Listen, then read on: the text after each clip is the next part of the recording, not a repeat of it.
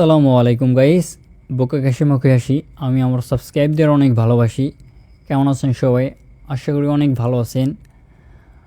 আজকে চারিপাড়া বারোঘরিয়া ফুটবল টুর্নামেন্টের আয়োজিত ফাইনাল ম্যাচ খেলা দেখার জন্য আমার দুইটা ফ্রেন্ড চলে আসলো সাভার থেকে।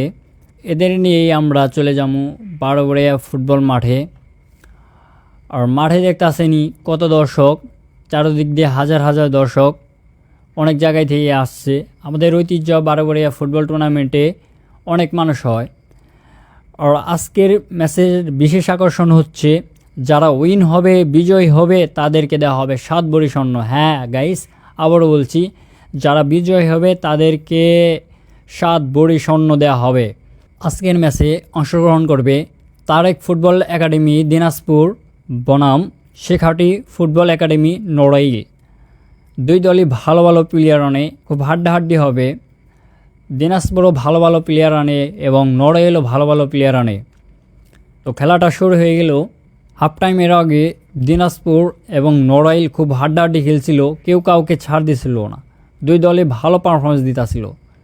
হাফ টাইমের আগে কোনো গোল হয় নাই, দেখা পাইনি। তবে হাফ টাইমের পরেও এরা খুব হাড্ডাহাড্ডি করছিল। হাফ টাইমের পরেও কেউই গোল দিতে পারে না। সর্বশেষ টাইফেকারে যায়। টাইফেকারে যে দিনাজপুর 5টা গোলের মাঝে 3টা গোল দেয় এবং 2টা গোল দিতে পারে না। এবং নড়াইল 5টা গোলের মাঝে 2টা গোল দেয় এবং 3টা গোল দিতে পারে না।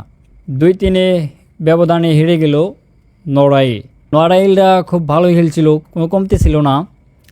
তবে এদের আরও একটু ভালো পারফরমেন্স করতে হবে।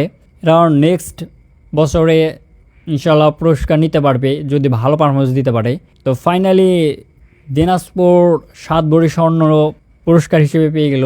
আর আজকের ম্যাচটা খুব ফ্রেন্ডলি ছিল, খুব ভালো ছিল। জাস্ট ওয়াও, অসাধারণ একটা ম্যাচ। এরকম ম্যাচ সাধারণত গ্রাম অঞ্চলে দেখাই যায় না। আর গ্রাম অঞ্চলে খেলা হলেও অনেক লোকজন আসে, অনেক পপুলার এই খেলা। যাই হোক গাইস, আমাদের ভিডিওটা যদি ভালো লাগে অবশ্যই একটা লাইক দিবেন। আর আমাদের চ্যানেলে নতুন হয়ে থাকলে চ্যানেলটাকে সাবস্ক্রাইব করে দিবেন। আর কীরকম কন্টেন্ট চান ওই কন্টেন্টটা আপনারা কমেন্ট করে দিবেন। ইনশাল্লাহ নেক্সট টাইম দেখা হবে।